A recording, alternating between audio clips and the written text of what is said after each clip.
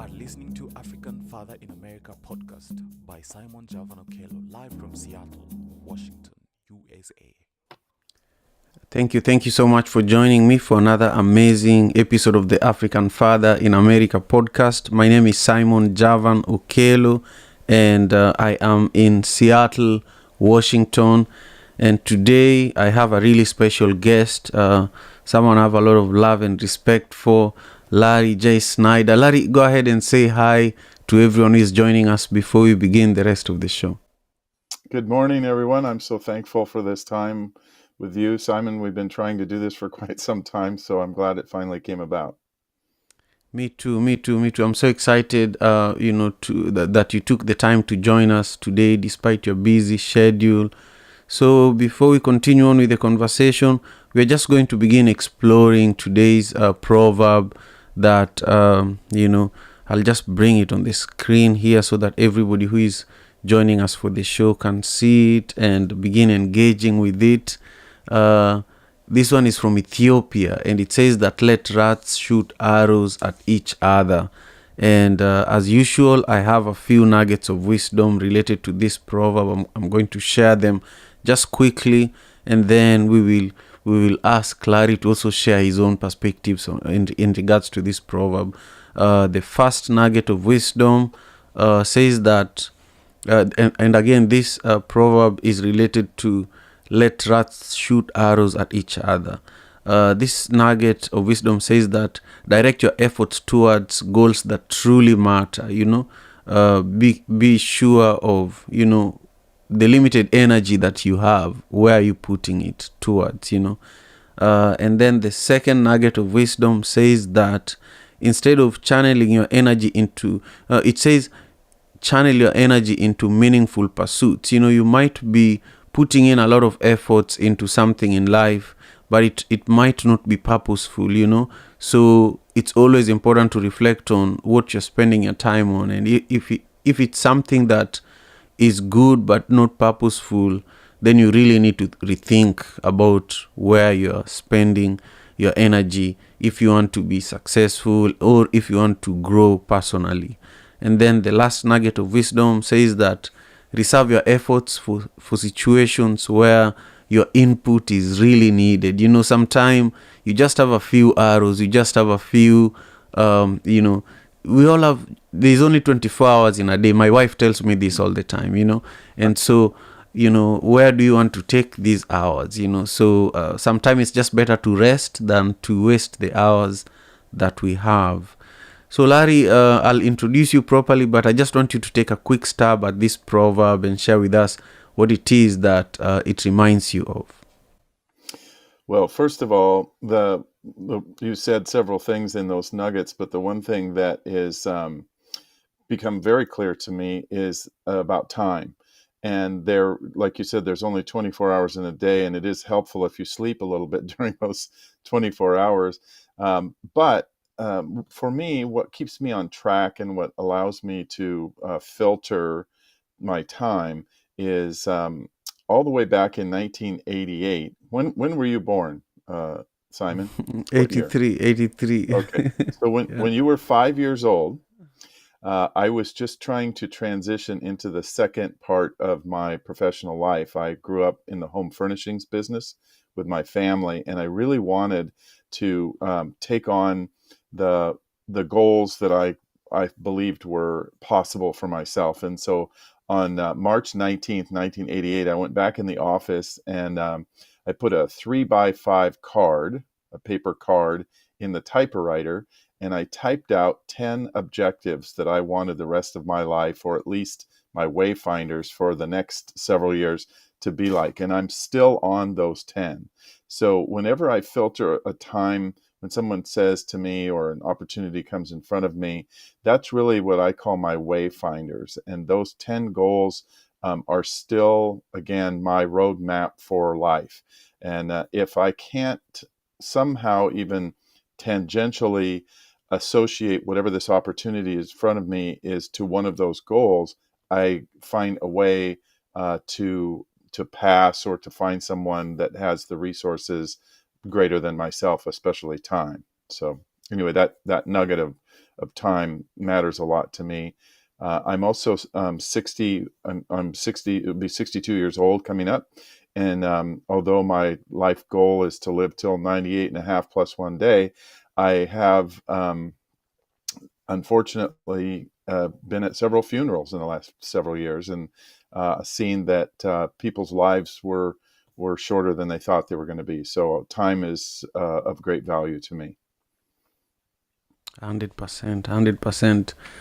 I just love your perspectives on time, and we are going to have a lot of time to talk about, your story. We are going to talk about today. Our conversation really is going to be centered around fundraising and some of the incredible work that you're doing in Seattle to support, people who are changing the world, people who are raising money to make a difference.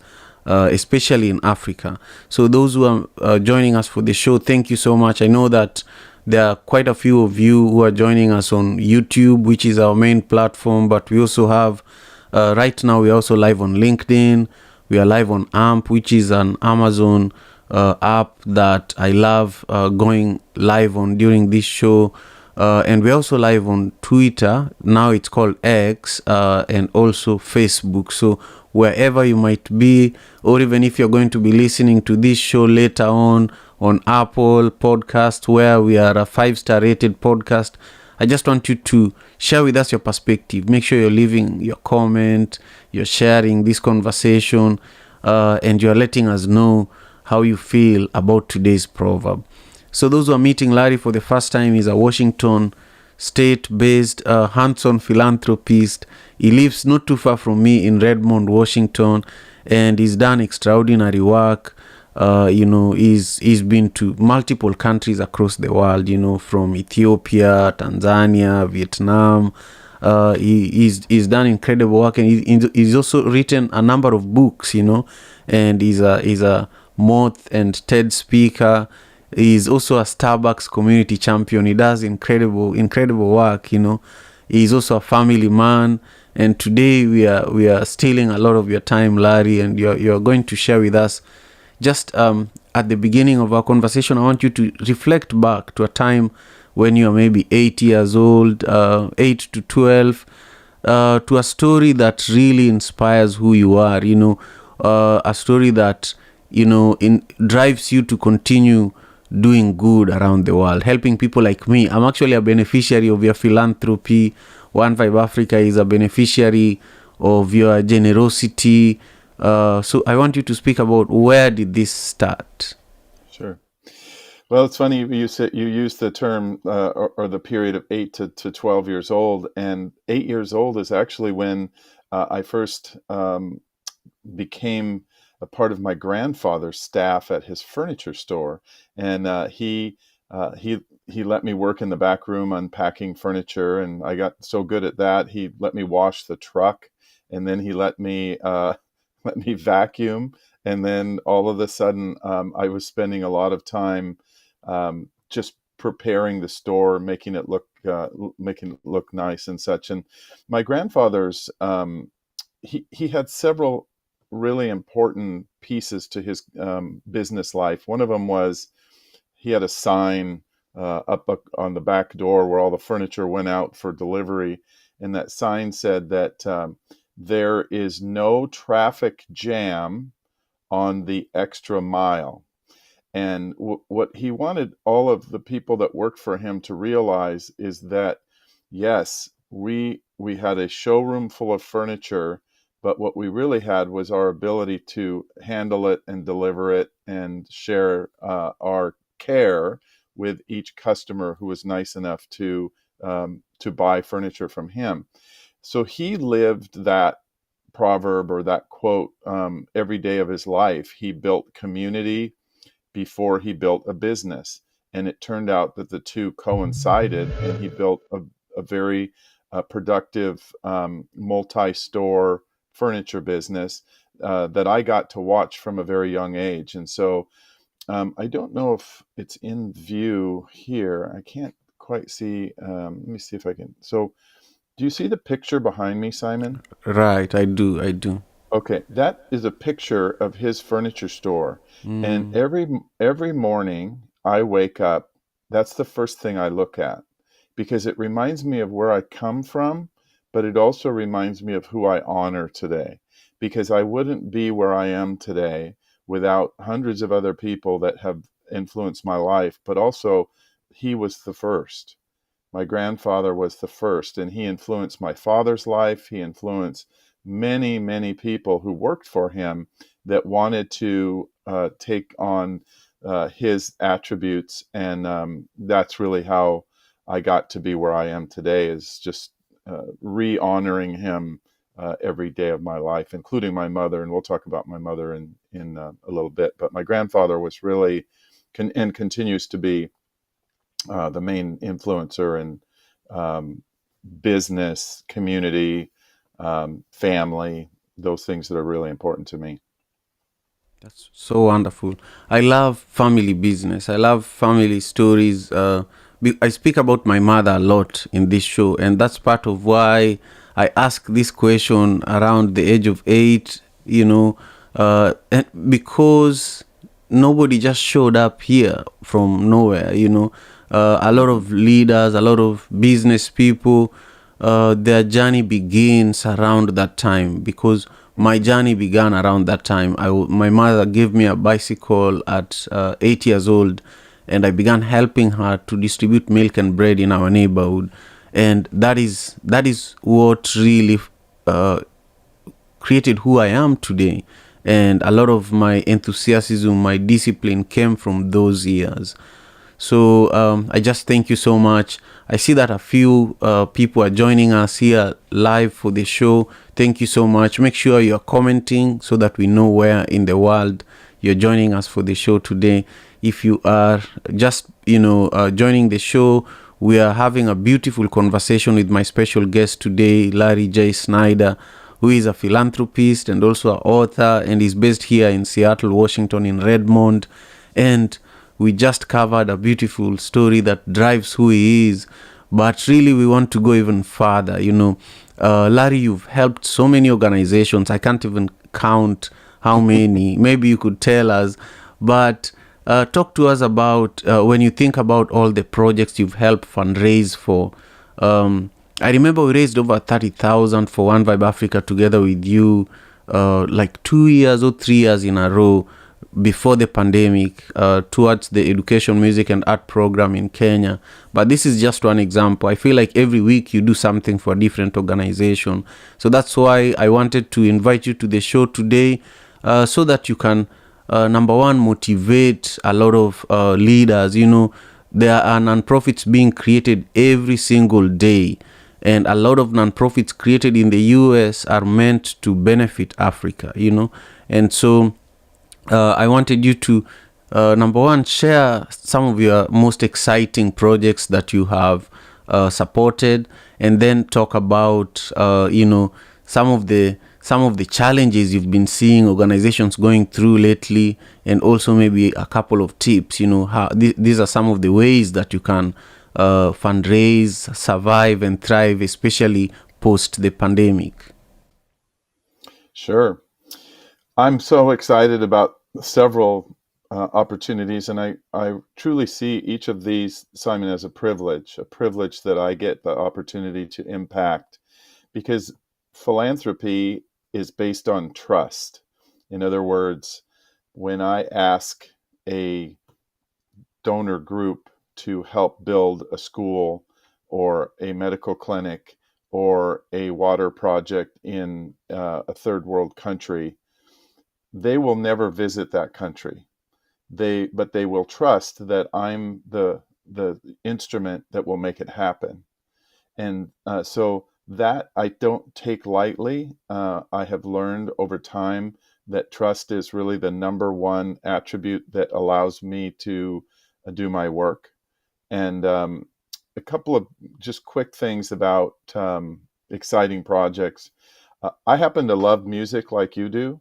So projects like One Vibe Africa, where children that perhaps they are like me, they didn't excel academically, but they are highly gifted musically. And so that's value, in my opinion. You pour in value where sometimes they might not feel that they are valued. And some of that, not some of it, but I think most of it comes from within. So once someone pours value into us and we realize that the things that we're good at are just as valuable as academics or even excelling in sports, that's when purpose begins. And that's what I believe my overall mission and my overall job is to pour mission and purpose into whatever project I have been given. And that's on all levels. So if an executive director gets excited about the possibilities after a conversation with me, that means that I have uplifted the mission and uplifted the purpose, and now we can move forward. As I said, music, film, the spoken word, I love lyricists, for example. I think that songwriting is one of the most beautiful art forms out there, and there's a lot of beautiful art forms. But when you take the melody of music and the beauty of lyrics, and those are fused together, that's storytelling for me. And that's part of why I love The Moth. You mentioned early on when you introduced me about Moth. And if your audience isn't familiar with the Moth Radio Hour, they should become familiar, because it's a national storytelling organization that values the true art of storytelling. So, and I've had the privilege of speaking on the Moth stage several times, and I will continue to do it as often as I possibly can, because it helps me continue to hone my skills as a storyteller. And that's a crucial part of what I do, is help organizations like One Vibe tell their story in front of a donor group, so that donor group feels comfortable making those contributions, but also so that they can become part of the story themselves. For example, when you talk about in One Vibe's case, that child that first gets their first set of percussion instruments, for example, and starts to beat on them to some music, and they start to pick up the rhythm, and they start to pick up the music, the time signature. All of a sudden, that child has some purpose, and that's why, in my opinion, One Vibe exists, is to pour purpose into that little kid with that set of drums, because once that kid gets good at those drums, there's no stopping him, right? That kid is going to keep going, and all of a sudden he's going to figure out, or she's going to figure out, that, you know what, this set of drums that I have, I'd like 4 more, and then I'd like some cymbals, and now I've got some sticks, and I'm a drummer.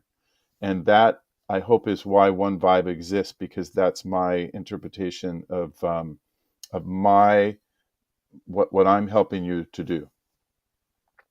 100%, 100%. In fact, last night I was talking to a friend of mine who is an incredible drummer. He's the drummer for One Vibe band here in Seattle, but he's also mentoring, a drummer in Kenya. And just last night we were talking about how we are going to begin partnering with Reno, which is one of the biggest drum brands, and they are going to have him as one of the ambassadors for Africa, for education, for bringing Reno drum heads to Africa. And so we are going to be recruiting 20 drummers over the next week or so that he will be developing through One Vibe Africa. And so it's almost like you were at the conversation we were having last night. So it's beautiful, and I appreciate what you're just saying. So, despite the good work that a lot of non-profit organizations do, a lot of them fail, because they can't raise the money that they need, and I definitely have struggled, even though I feel like I'm one of the most resilient people, I still struggle with consistently raising the money that I need to run One Vibe Africa. My non-profit organization, and there are a lot of non-profit organizations that reach out to me, because they go to our website, they see how beautiful it is. The first thing they ask is, can you build us a website like yours, or can you tell us who built yours? And then we tell them, hey, we built this on our own. Then they say, well, can you build it for us, and then you tell them it will cost this much. Then they say, oh, we don't have that budget, So what are some ideas for those nonprofit leaders who are watching or listening to our conversation? What are some ideas that you could give them, just basic ideas of fundraising? Because a lot of organizations also can't afford to do a formal gala of, and GoFundMe does not really work anymore because it's saturated, too many things going on there. So share a few ideas, and then I want to also share how I began fundraising here in Seattle from the very, very first days of my time as a newly immigrated person into the US. Sure. The thing that I love about raising money and helping nonprofits raise money or develop ideas around raising money and I'm just going to use Africa because that's the top of mind, is the power of money.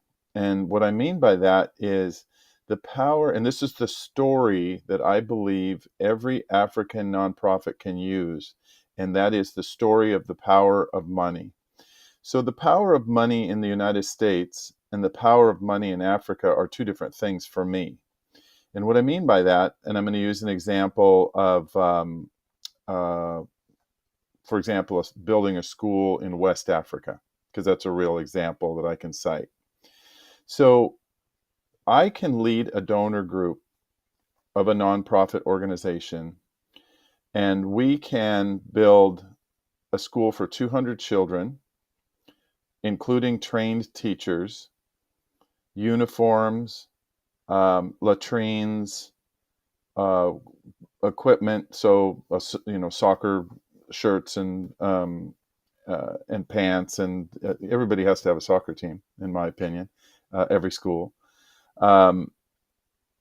Simon, we can do all of that for $75,000. Now, if you contrast that with what you can do for $75,000 in the United States, you can buy a Tesla. That's basically the contrast, right? And I know that's not a very good contrast, but that's what I'm trying to get across here, is that the value that we can create for $75,000 in West Africa, and it's great. It's actually a great question back to you: is what can you do with $75,000 in Kenya? That's a beautiful. If I got 75,000 today, I would run One Vibe Africa's education, music, and art program in Kisumu for 3 years. And that is paying between 7 to 15 people's salaries every month, paying all the bills, improving all the buildings, equipping a lot of our spaces that don't have the equipments that we need. For 3 years, we will be good, Yeah. So that's kind of where I lead with African nonprofits that call me and ask me for ideas, is I want to start there. And the reason why I want to start there is because people that, and I'll put myself in this, that were born here in the United States, we believe that everything, at least the lens of a lot of people, are based on the costs here. But if we're doing fundraising for One Vibe Africa or Schools for Salone or Reach Another Foundation or any of these other incredibly productive organizations in Africa, that should be the beginning of the story. When you have a donor group, is the value of money in country, not the value of money here. We raise the money here, but the funds are invested in Africa or, again, wherever outside this country. So the power of money is different in the United States than it is here. And that's the beginning, in my opinion, of every story that should be told about fundraising, and what an excellent value proposition it is to lift up 200 kids that will not have a path to education unless we provide it for them. And I think about the 200 kids, for example, just pre-pandemic, I was in Sierra Leone, and I had the privilege of leading a donor group to build a school that ended up being dedicated to my mother. And when I think about, these kids every day, there are 200 children out in this middle of nowhere in the eastern region of Sierra Leone who now have the potential to be the leaders of their country in the future, not really even in the future, tomorrow, because they can speak English, they can read English, and they can write English. And that's the ticket, right? That is the ticket to allowing them to leave their village, go to the capital, and really begin a productive path out of subsistent farming. There's nothing wrong with subsistent farming. It just doesn't move humanity for that village forward like an education does. So anyway, the value of money and the power of money are different outside the United States than they are here, especially in Africa. 100%. The dollar goes a long way. Well, you said it yourself. Yeah. $75,000 will run your programs for 3 years. So Yeah, and it's definitely easier, especially in the Seattle area. We have people who can easily write that check, So if you're watching and you can write us that check, I just make it out to one I know. Well, one thing that people say about aid and, fundraising and non-profit work is that it's not sustainable, is that it's a cycle, it's a never-ending cycle, and while I believe in that, that that it's true that if you depend too much on aid and you're always asking for help and you're not thinking about creating businesses that surround your philanthropic efforts, then it's true that you might, if you lose your donor base, you might stop running the programs that the community depends on some time to survive. Speak to that for a moment as we get towards the end of our conversation. Sure. So my favorite word in another language is dividere, and that's a Latin-based word in Italiano that means to share.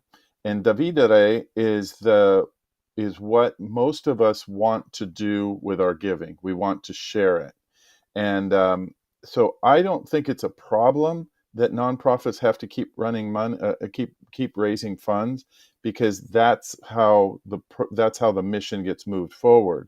What has to happen, though, is that the donor needs to know that there's value in that $500 that they donate is of value. So communication is key. In other words, those annual reports are not quite enough. I believe that you must produce some type of either monthly or quarterly progress report that simply says, I took your $500 and we funded a water project. And so instead of having 100 children that are sick because of waterborne diseases, we only have 40 now. And our goal is to get to 0. And as we raise funds to make sure that everyone in the village has a water filter, that will, again, that's a very simple example of making sure that we are giving value to the funds. And that way I will continue to dividere to that cause. I love that. And I definitely, I'm seasonal as a non-profit leader, and that is not good for donors. Donors need you to communicate consistently, but sometimes, especially because of how small we've been, I don't communicate effectively. This is one of the, I think, my weaknesses, or the weaknesses of One Vibe Africa, is we have, for like the first 5 years of our existence, we were very proactive in terms of sharing the impact that we are having. Then we got to a place where I could not just do it all. I had 3 kids and all of that. And I think a lot of nonprofit leaders and organizations go through these phases. But I think the key is to build a team so that it doesn't have to be Simon doing the reporting and the engagement with the donors. And also, luckily, we now have social media. If you inform your donors that, hey, you can learn more through our newsletter, you can learn more through our social media, these are the stories we are sharing daily, weekly, monthly, then at least they are aware. But I definitely want nonprofit organizations to watch this conversation, to listen to this conversation, because there's so much goodness that we really covered today. Larry, what is it that I didn't ask that you'd like to speak to as we wrap up our conversation today? I think one of the really important parts of this, and you just alluded to it, is who is the face of One Vibe Africa? And it is Simon. And you need to continue to accept that as a leader, that you are the face. And even if you feel like you need to bring other people in, don't ever forget where you come from, because that's really what donors want, is they want to be sure that that one face person that they trusted is always going to be in the lead. Now, we could talk about succession planning and all that for another time, but the bottom line, Simon, is that when I think of One Vibe Africa, I think of you. And so just keep being the face of the organization, even if you have lots going on in the background. Just keep accepting that role, because that's what we think of when we think of One Vibe Africa. Thank you so much, Larry. I have so many questions to ask you. I'll ask just one last question because I know we have to go. One of the things I admire about you is at all the events we've been to together, you're always probably the most nicely dressed person. And also, I didn't know your age. I didn't know that you are over 60, and you always look young. When I meet you, you always, your posture is always, upright, and you're always smiling. You're always talking to people. You're always engaging people and making sure everybody is doing well, introducing people to each other. Where do you get all this energy, and how do you stay fit and sane, despite all these communities that you're a part of? Well, this is the spirit of my mother, for sure, living in me. She put herself in the middle of a really tough situation when she was young as a director of a preschool daycare center in Holly Park, which is a very tough part of Seattle. And so we were Caucasian family in the middle of African American community, and to survive in that situation, you need to be as welcoming as possible, but you also need people to know each other. And so that's where I learned that if I see Simon and I have another friend over here, I know something common about both of them that I want them to know. So my mother taught her children and her staff that you need to make the world smaller for everyone. Because if I can again get Simon to know this person that is here, then my world again just got smaller, not necessarily bigger. And so did yours, because I brought somebody towards you that I knew, or at least I felt, you needed to meet. Now then I have to get out of the way and let that friendship develop if that's what's meant to be. But at least I planted the seed, and then you are the water that waters it. That's a perfect place for us to end our conversation today, because it's just getting better. So I thank you, Larry, and I can't wait for us to do this again. I just, hope that you have a nice rest of your summer. I know the summer is coming to an end here, but I just thank you so much. I'll be in touch. Yes. Okay. Thank you so much, Simon. I hope you have a good day today. Okay, you too. Take care. And thank you to all our viewers and listeners. This has been a beautiful conversation with Larry J. Snyder, who is a philanthropist, and we'll be bringing him back as a guest so that we talk about his books, because he's an author too. The book that we'll be covering when we come back with Larry over the next few weeks is called Which One Am I? So we'll see you all very soon. Thanks a lot, Larry. Have a beautiful day. African father in America. Tujikaze, tujikaze, jikaze. Tujikaze, tujikaze, jikaze. African father in America. Tujikaze, tujikaze, jikaze. You are listening to African Father in America podcast by Simon Javan Okello.